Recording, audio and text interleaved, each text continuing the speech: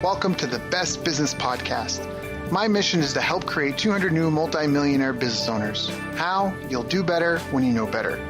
In my interviews, you'll hear from self-made millionaires, seven-figure business owners, authors, and world-class experts sharing how they did it so you can too without experiencing the same obstacles they did. Now, if you like this interview, please share it with a friend you think will benefit. They'll appreciate it, and I will as well. You can also connect with me on social media. Look for Daryl Urbanski, D-A-R-Y-L, Urban Ski, U-R-B-A-N-S-K-I, and add me so we can be friends. Now sit back, relax, and enjoy what I've prepared for you right here, right now. Hello, everyone. Thank you for joining us. My name is Daryl Urbanski, your host as always, and today we are joined by Rich Stillman, a real business veteran who has spent the past 30 years as CEO, COO, and VP of Marketing and Sales in large companies and entrepreneurial settings alike. Through this, he's gained extensive experience in business strategy, operations, product innovation, and the full spectrum of marketing, planning, and execution. As a result, he created the 6-block system for strategic planning and execution, which he successfully implemented in numerous small and large organizations. So I've asked him to join us here today to share some of his insights into what we can all do to grow a little faster, plan a little better, and execute on a world-class level. So Rich, thank you for your time, my friend. How are you doing? Great, Daryl. Good morning. Good morning. Good morning. Hey, all right. So that's quite a journey. 30 years. I mean, it's really easy to say, like, yeah, he's got 30 years experience that. But I mean, that's like, there's real drama in that. That's like day to day, putting in your time every day, dealing with the people issues, the staffing issues, the stress, the ups and downs of finances, of successful and unsuccessful projects. There's a lot of drama in that. But before you jumped into that, what were you doing? Like, do you come from an entrepreneurial family? Did you have like a paper route as a kid? Like, what got you going in the business world? My dad worked in marketing for a company that was one of the first to go international back in the 50s. And I just grew up kind of admiring both the worldwide travel because he went everywhere, long before most Americans were going those kinds of places. Right out of school, actually, I ended up at one of the top advertising agencies in New York, basically working with the people who had done all the ads that I'd grown up reading in, Life magazine and Time magazine. So I got really lucky in the first part of my career and then, stayed in sales and marketing for probably the first half. And then I switched over into executive management for the second half. That's awesome. Now I have to ask, just because it's at least for me, it's this big carrot hanging there. Have things changed a lot? Is what works? Has it changed a lot? Do the hooks and appeals? Do people want to hear different things in different ways? I mean, how have you seen that change? It's a very broad question, but I'm just curious. No, it's a great question. The way in which marketing gets done and the interactions between, people selling things and people buying things has obviously changed radically, but the fundamentals still apply. So in business, luckily, I think for us, for either younger generations is an emphasis on teamwork right out of the box, starting in grade school. I'm probably enough of an older generation that I didn't get that, but no matter what, being able to work with people, being able to shape teams, being able to be productive in that type of a setting, as opposed to just being an individual contributor, those types of skill sets are timeless and obviously way more important now. The ability to create trust with other people quickly, engage in relationships, and then turn those relationships into something commercial. That's obviously an important skill now, and it's as important now as it was 30 years ago. Well said. Very well said. So that's awesome. So you started in, like you said, in advertising. And so what were some of the greatest challenges that you had in your business career? I mean, why did you make the switch? What caused the switch? Well, actually, the greatest challenge was later on when I shifted I'd been a CEO for several years, president of Coinstar during a period when it went from 80 million to about 500 million. So, I'd had some wonderful successes, but the shift out of that kind of full-time work into being a consultant, that was a major challenge. And then I dealt with some setbacks in my career. I moved out to Seattle in 95. And the job that I had taken that moved me and my wife and two young kids at that time, the guy ended up being, a little less than honest. And so there I was in a city I didn't know, in a business community I didn't know.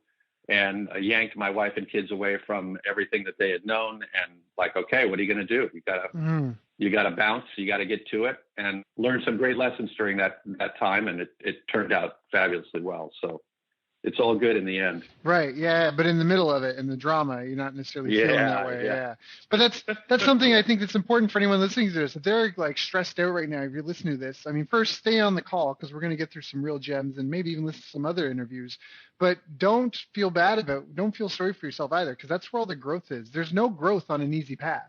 Smooth seas don't make for great sailors, right? So that's absolutely right. And perseverance is absolutely key. Trying to focus on what are you trying to get to long term, and then having the grit to stick with it, is because, as you're right, a business career is an adventure, and very rarely is it straight up and to the right. It just doesn't happen that way. Right. Of course, success has many fathers, but failure is an orphan. Right. So nobody wants to talk. Nobody wants to talk about that. Everyone wants to make it seem like, yeah. That's awesome. Yeah. So why were those the big challenges? What was it challenging about them? Give me some of the drama and the details of what was the challenge. Like, why was it challenging? Well, part of the challenge in that the first couple of jobs after we moved to Seattle was just revolving around, my wife had left her job. She was working on Wall Street when we lived back east. So she left her job and, moved basically so I could pursue my own career dreams. And when that doesn't work out and you put all your eggs in one person's basket, it's like, okay, I gotta provide for my family, and I need to find something that I'm good at doing and that'll be rewarding professionally as well as financially. And I learned a lot about myself in those days. Really, really incredible time. Yeah. So that's when you switched to consulting, or? Well, no, that's what I just, I was a co-founder of a startup that's educational but not terribly successful. And so, at kind of in the middle of my career, I found myself out of work with no net, needed to find something to do.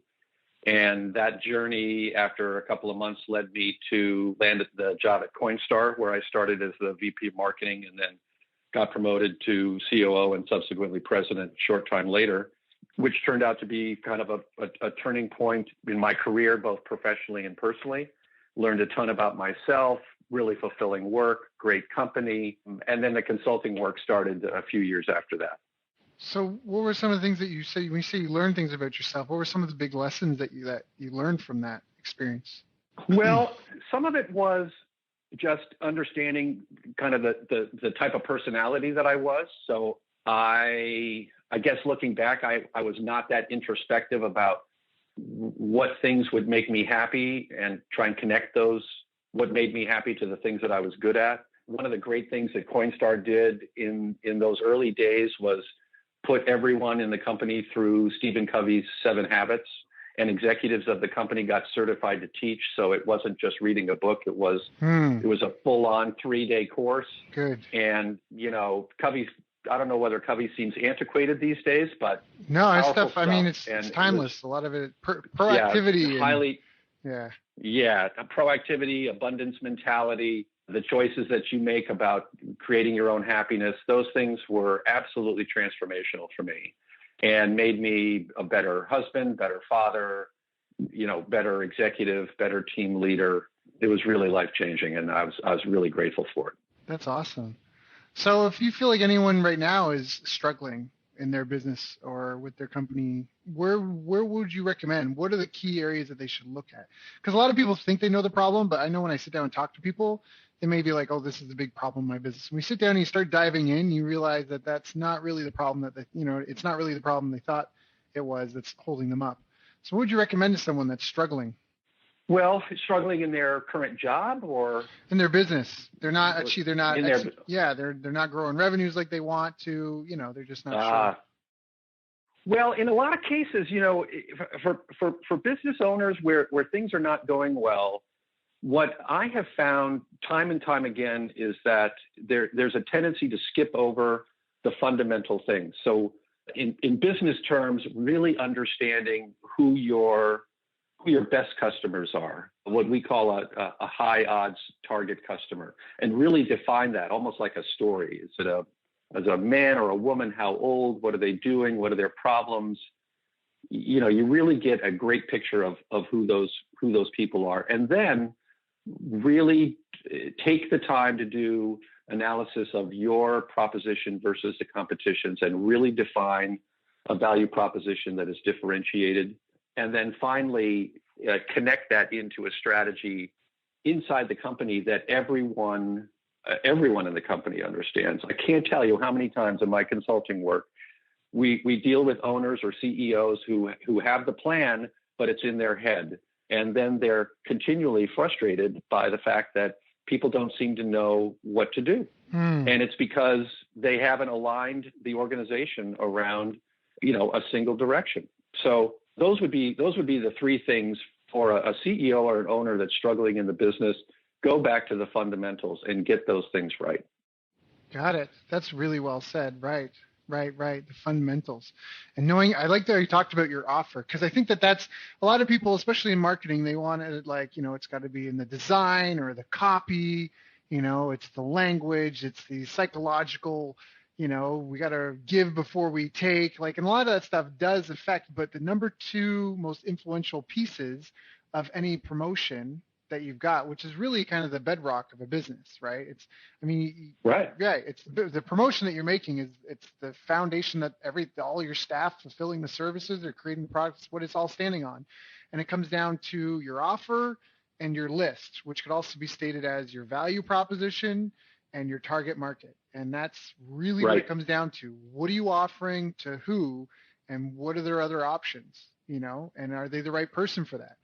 So I think, and the challenge is, in most cases, whatever we're selling is there are a lot of other people selling similar types of things, right? Right. There are very few businesses that break out that are truly unique, and if they do achieve that uniqueness is sucked up by competition in a very short period of time, faster than ever now. So then it's how do you shape a proposition that's similar to others in such a way that it's going to stand out for that target audience. And you're absolutely right, Daryl. You've got to get the offer right, and you've got to really understand who you want to be opting into your list, right? And you've got to create the right offer. You've got to create the right content. You've got to put those two things together in order to create the successful trajectory for your business. Yeah, I think a lot of it a lot of the struggles people have comes from a lack of clarity and accountability for those sorts of things. And even just like the research to look at it. But this is your interview, so forget what I think.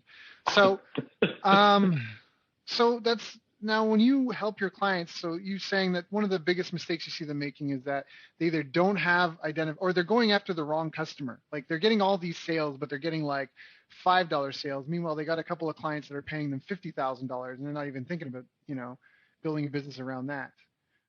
Yes, that's true. And trying to create a very sharp end of that. If your target audience direction is an arrow, you want to make it very, very specific. The tendency, even I did this when I was starting my consulting business, the tendency is to try and create a proposition that appeals to a lot of people. Right.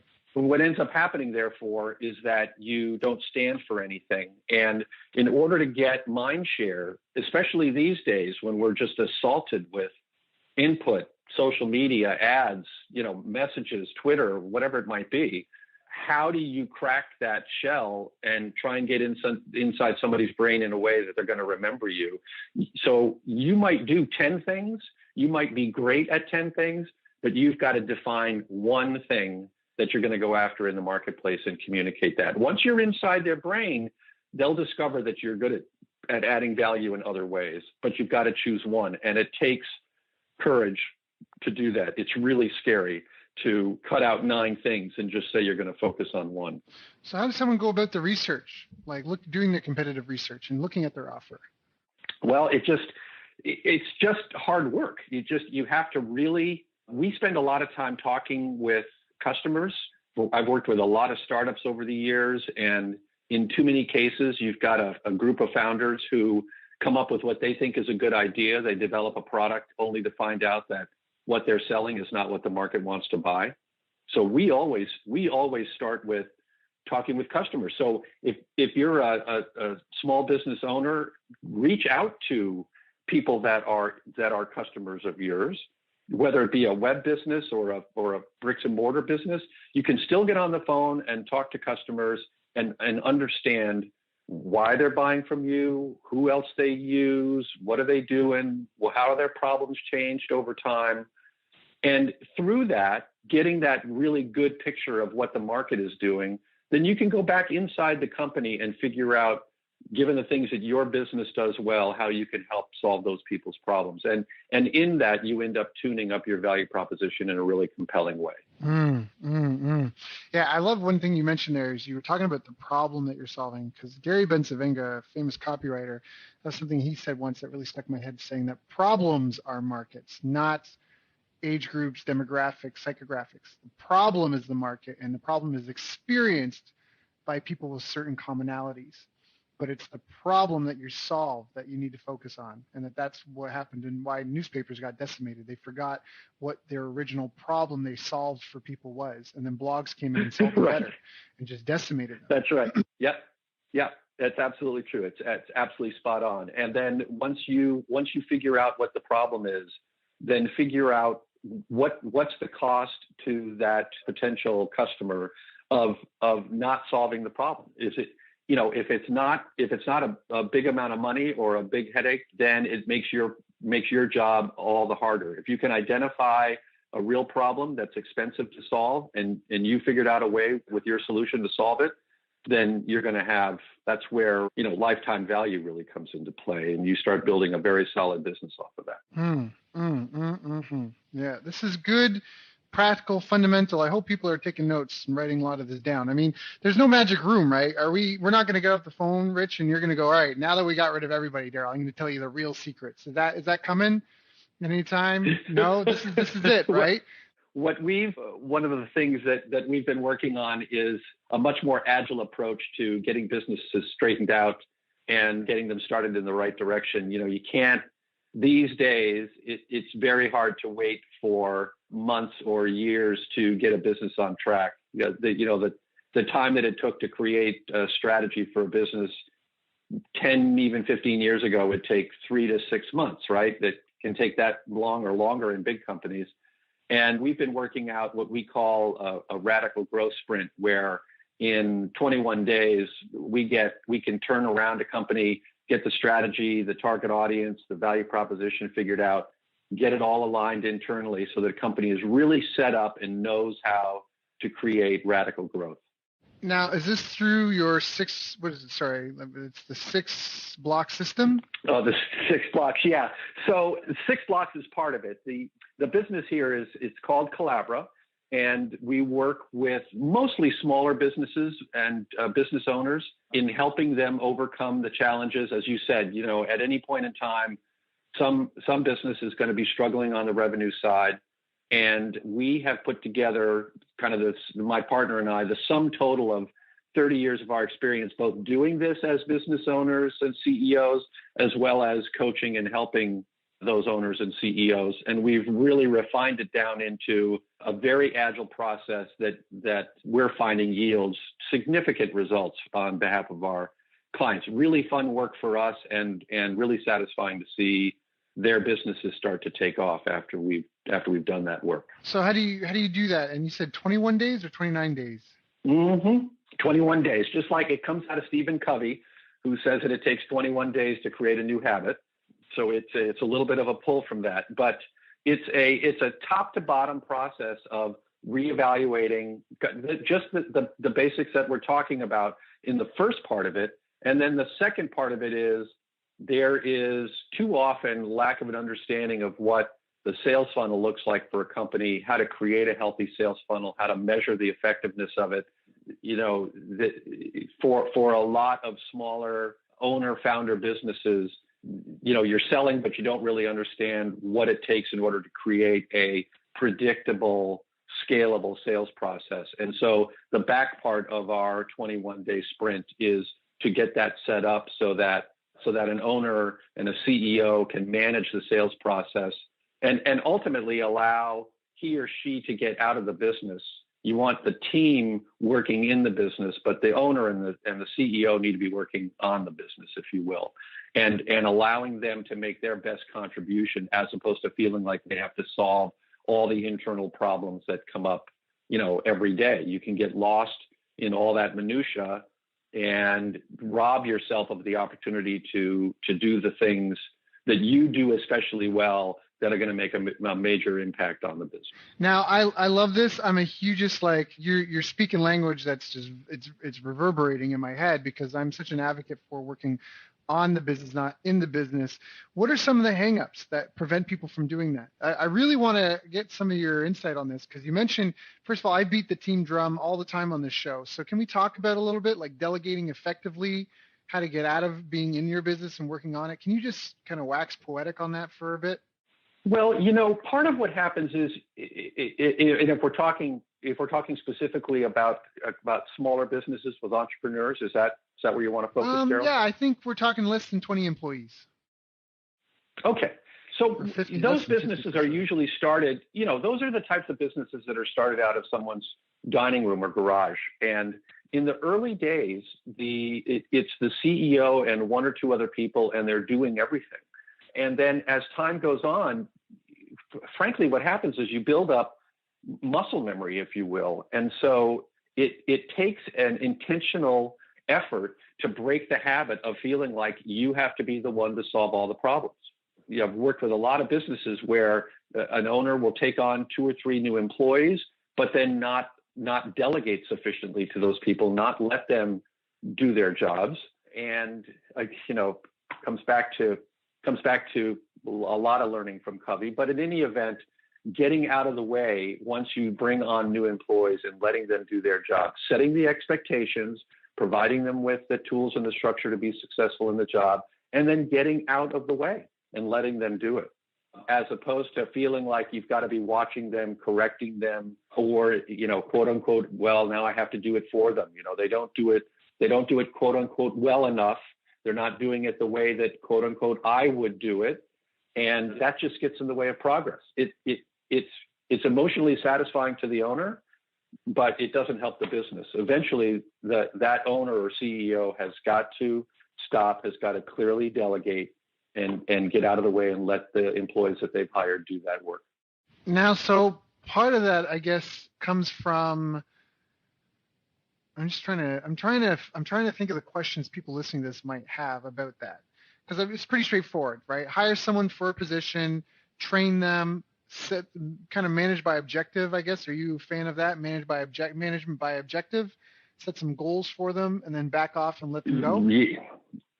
And then touch base on a weekly basis. So there are things that big companies do well that many small companies don't take the time to do. So, for instance, is there a defined job description? In a lot of smaller companies, I need somebody, I go find somebody, I verbally explain to them what we're trying to do, but it's never pinned down specifically. It changes from day to day, and that can be very confusing. One of the things that owners need to understand is that a person that starts a business is a different type of personality than like a regular employee. And it's not to say that one is better or more important than the other. You need both in order to have a successful business. But again, time and time again, we see owners and CEOs who just think that everybody else sees the world the way that they see it. And it just doesn't work that way. So it's got to be defined. You've got to create expectations. You've got to check in and make sure that people are on track. It would be like, in a sense, it's for those that have children, if you solved every problem for your child every day and didn't let them do the work, what type of an adult would that child turn into? Less successful than if they'd had to face the obstacles and do it themselves. It's the same thing.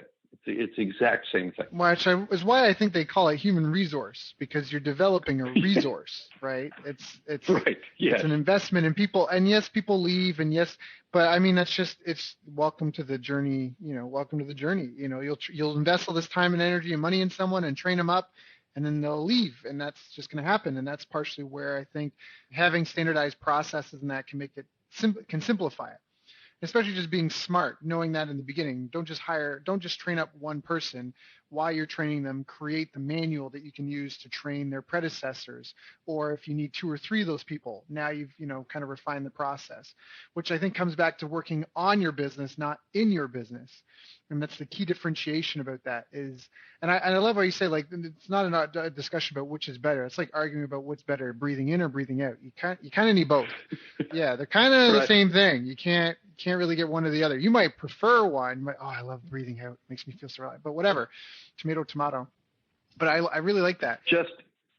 It's paying attention to the details. So, you hire, you have to define the work that needs to be done first before you hire the person. Right. Right. And I'm working with a guy that started a very small company, and it's struggling at the moment. And, part of my value is to make sure he says, hey, I need to go find somebody to help me with X. And it's like, okay, define the work, because the guy that you're thinking about, the chances are he or she is not going to be right for that job simply because you happen to know who that person is. Like, you're going to hire somebody in and they're going to be wholly unsuccessful. And it's that's part of that discipline that early stage businesses, young businesses, or smaller businesses, if they take the time to create those disciplines, it pays huge dividends when they finally take hold, get some traction in the marketplace. That's what allows them to scale very quickly and grow revenue really fast. Right. Yeah, we like to say slow is smooth and smooth is fast. And, it might be slower. It might be slower as the owner because we got to get things done. We got to get to like slow down and be like, what are we hiring for all that? But like you said, you might just pick a person and then you might find out that either you can't deliver on your promise to them, which, I mean, as an employee, right, they're expecting a certain number of hours. Like, hey, I got to be able to pay my bills. Like, they have to be well defined. So I think that's a really good key. It's a key point. And do you need them? I think there's a lot of fat in a lot of companies that doesn't need to be there. And it's loyalty. It's trying to be nice. It's, hoping that you'll make a turkey fly as opposed to moving them somewhere else. So far we've got, we talk about defining a job description, maybe even coming up. One of the things I like to use, we call it 3 key metrics. 3 key metrics, whether they're tangible or intangible, that you would use to grade that position or role. What would define success? What are 3 things that someone would be doing well to define that successfully? And then having a weekly one-on-one with that person, at least for a couple of months until they're up and running, right? And that way, and then every week, the way we do it is each person gives a grade. So depending on what the metric is, I'm trying to think of a role, but depending on what the metric is, if it's tangible, it's really easy to define. If it's intangible, then they give themselves a grade, and then you would give them a grade, and you would kind of find the middle ground and look at the trend over time. And that can help. You're spot on. Right. You're spot on. And the final part of that whole equation is when you find somebody that isn't after 30 days or 60 days, assuming, of course, that the expectations are reasonable, and that's not hard to do. If they're not meeting the grade, then the owner or the CEO has to take action and find that person a different place to work. Right? You have to fire that person. And that's back to what you said. You're trying to be nice. They're with you. In some cases, because you've hired somebody's friend, it gets tricky. How do I fire them with ice in my veins when it's my best friend's son? You've got to set all that out in advance so that if someone isn't producing the way that they need to, that you can have them exit the business, treating them correctly. You've got to be respectful, but that person has to go. Right.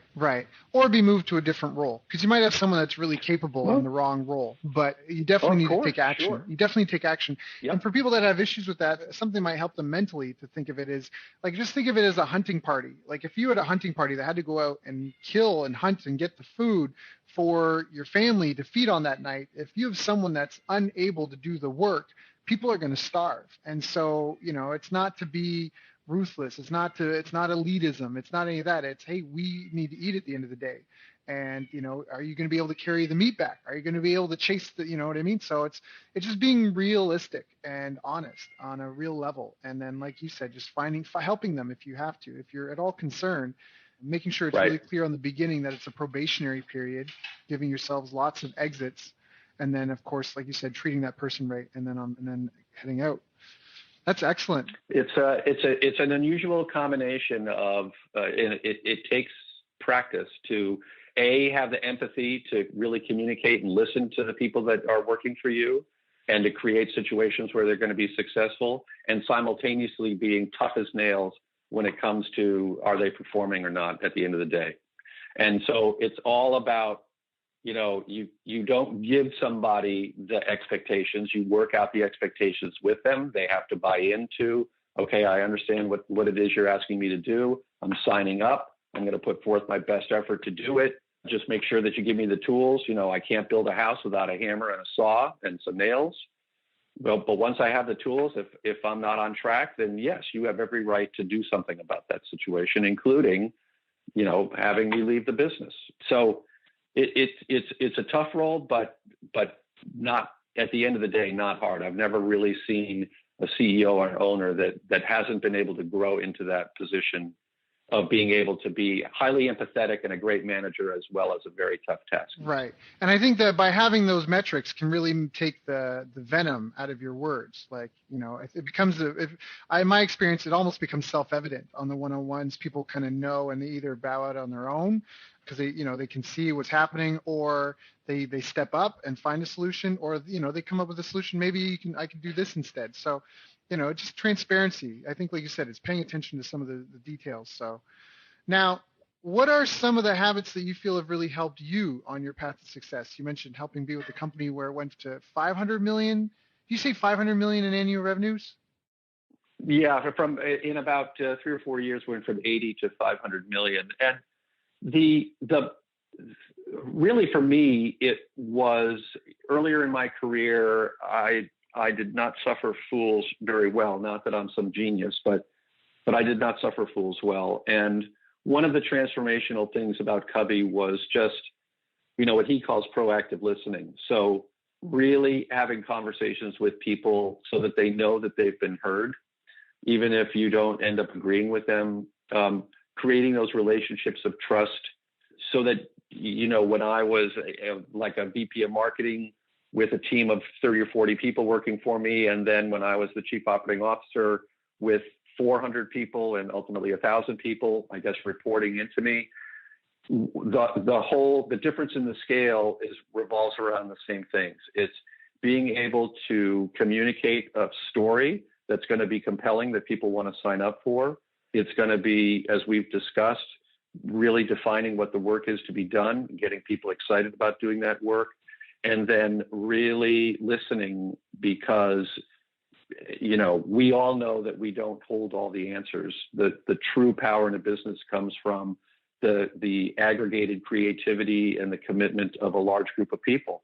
And the only way to tap that is for the leader. The only way to tap that is to truly be engaged in relationships with those employees so that they feel comfortable putting forth their best effort, their ideas. They don't feel like they're going to get stepped on or treated disrespectfully. Right. Or reprimanded for having a bad, saying something silly. Yeah. The basic thing of when you're talking with somebody, in too many cases, they're talking, but you're thinking about what you're about to say next. Yep. As opposed to really hearing them out. And it sounds like a small deal, but that was a big habit for me. I had to really learn how to do that well in order to be an effective leader. That's awesome. I think that's a really powerful point. That's a writer downer for anybody that's listening here. So now, do you ever feel that anything holds you or your clients back? Like, is there anything that you feel that keeps people from achieving their full potential needlessly? Well, one of my favorite quotes, and again, not to keep harping on Covey, but Covey has a quote that says, "Live out of your imagination, not your history." Right? And what that means is every day we wake up, we have a choice. We can either live by the script that's defined our lives up till now, or we can imagine something different. And it holds back individual potential. It holds back company potential. Too often, the CEO or even organizations get locked into their own worldview because they've got to make so many decisions. It's a complicated business environment. You've got to try and make up your mind about certain things with regard to the business. But when you do that, then you're living out of your history and the way that things were, as opposed to continually keeping track and imagining what it could be. And when we're able to do that, magic happens. Humans are such powerful, incredible creatures. I say this fairly often. That's one of the things that I just love about what you said, because, like I'm looking at my dog right now, and as much as I love her, she's only ever going to do the handful of things the dog can do, the 5 or 6 things. That's it. She's limited. I might be able to teach her like a fancy new trick, but it's not really going to be anything meaningful for dogs. But humans, like, today, I can make a decision that I want to take a ballet. I can make a decision that I want to play basketball, that I want to be an astronaut, that I want to, like, the Wright brothers invented flight. Like, people don't really grasp how radical that is. They were like, we're going to sit in a chair that's going to hover in the sky. People were like, that's crazy. That's like me telling you I'm going to unzip my skin and step out of it looking 10 years younger. Like, same thing. Like, if I told you I was going to open up a portal in my hand and look in real time at a friend on the other side of the planet and even be able to pass them things, have a piece of paper on my end and be able to push it through to them. Like that's magic. And people don't get, like, we do phenomenal things, and all that comes from our imagination. All that comes from our ability to see something that doesn't exist and then follow a plan, rather haphazardly, but follow the plan, and and just see it through. Thomas Edison, what is it they say? He had 20,000 failed experiments. He said he didn't figure out how to make a light bulb. He just ran out of wrong things to do. But it's totally changed our lives. I mean, it's changed every human being on the planet. So it's just, again, I love that. Live out of your imagination, not your history. I think that's a really powerful thing for people on the call to think about. Yeah, I think that's really, really meaningful. So what do you see as the future trends of your industry? Where do you see things going in terms of business development and helping companies kind of overcome themselves? Well, one of the major trends that we're helping clients with these days is, and we deal with companies that are in a lot of cases engaged in business to business type product propositions, is that companies like Apple and Amazon have trained us, because all of us are at the end of the day consumers.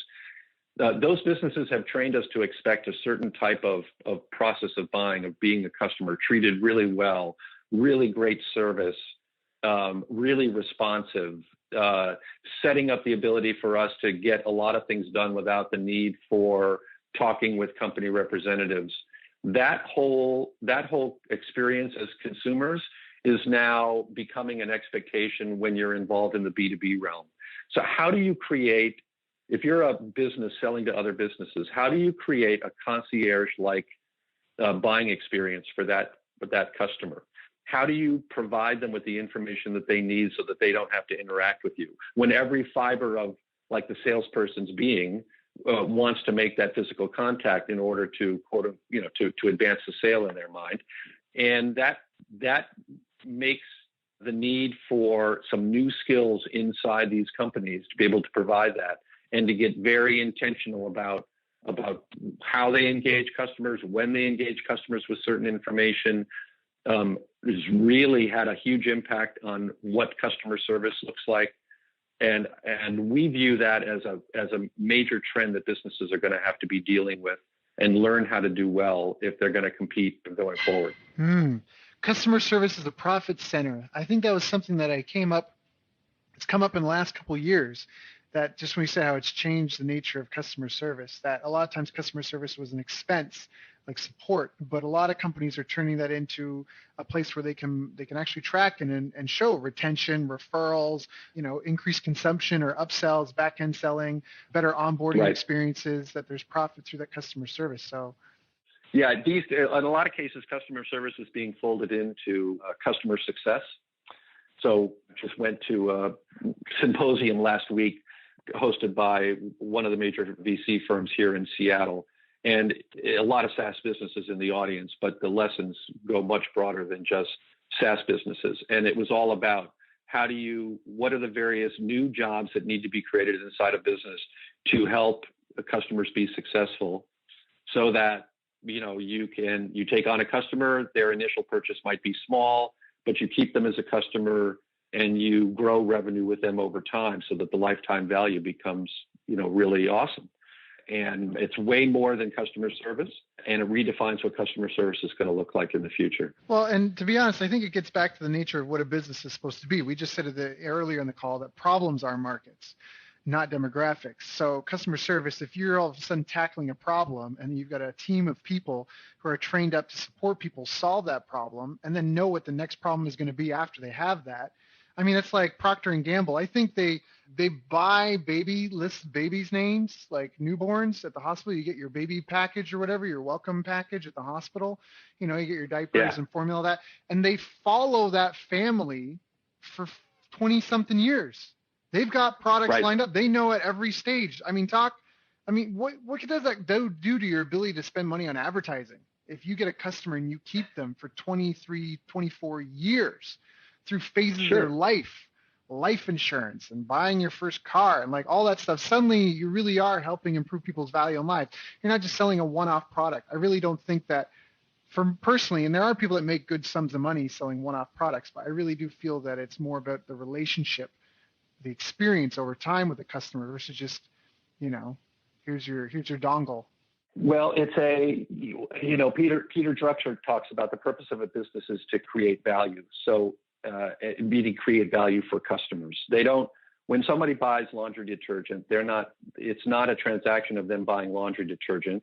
It's because they're going to pay money for something that's going to get their clothes clean. Back to your, what's the problem?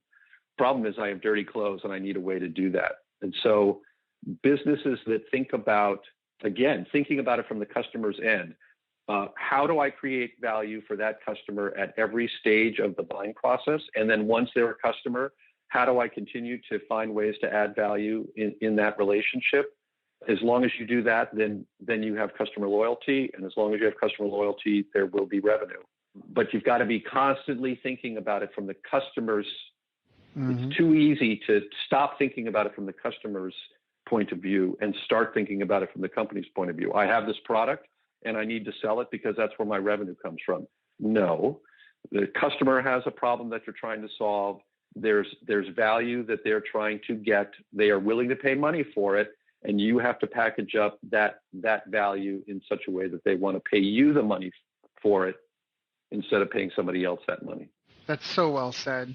Rich, that's so well said. This is a great interview. People listening to this may want to go back and re-listen to it in case you missed anything. There's a ton of notes. I know I got a couple of pages myself. Huge fan of writing things down. If you haven't, again, listen to this call and take down some notes. Even if you never look at your notes again, it'll just help you remember them a little bit better. Rich, is there anything that you offer? How do people that love the value you've provided, that want to get in touch, that want to know more about your six block system and the 21-day kind of business makeover, I guess, that you're offering? How do people reach out? How do they get in touch with you? Yeah, well, they can send an email to rich@calabra.com, KALABRA.com.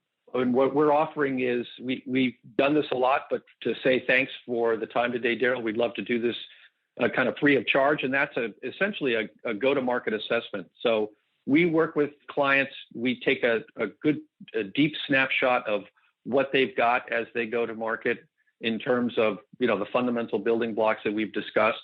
We will analyze that and provide recommendations on what they can do. That's usually a $2,000 to $3,000 exercise that we do with clients. We're willing to offer that up for free to help people kind of understand where they are and to point them in a smart direction so they can start building revenue radically going forward. That's awesome. And so what's the email address again? Rich, RICH, @calabra.com, KALABRA.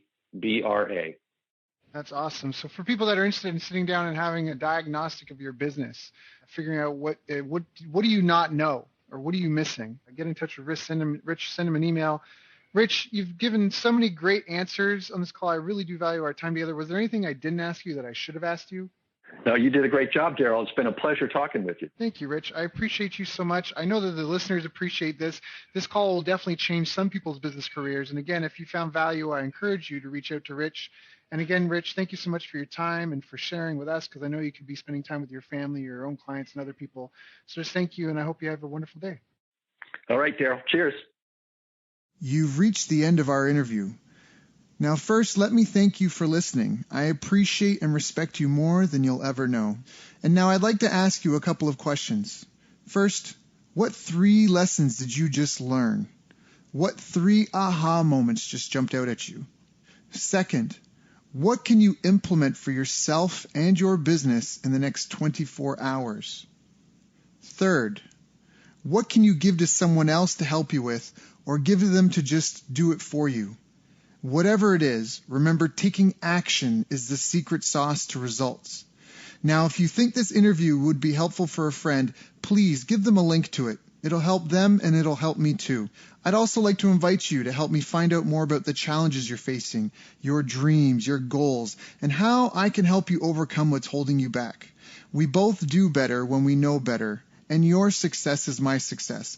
So please reach out and interact.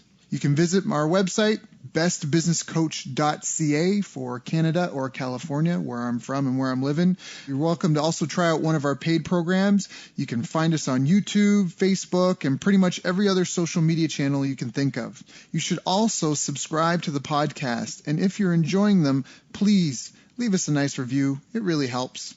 That's all for now. Once again, thank you. Take care of yourself, and remember, the world needs the best business you can build. And I believe in you. So look, I was privileged enough to sit in the room the other day and listen to Daryl present. I had the great fortune to spend some time with Daryl Abrinsky during this week, and we had an incredible 2.5-hour presentation from Daryl.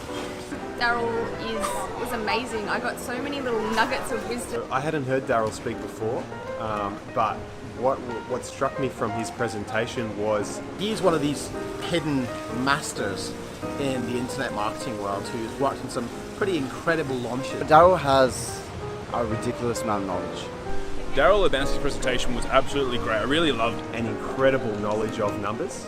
He is a very articulate, very knowledgeable, very advanced marketer. Well, he talked a lot about keyword tools and how to research your niche. So it really created a lot of predictability around moving forwards in our business with the marketing and sales aspect, which is so important to any business to really see it grow. Where he walks you through step by step how to judge in detailed form how much money you could potentially make from a market based on AdWords, keyword research, and putting together quite complex Excel spreadsheets.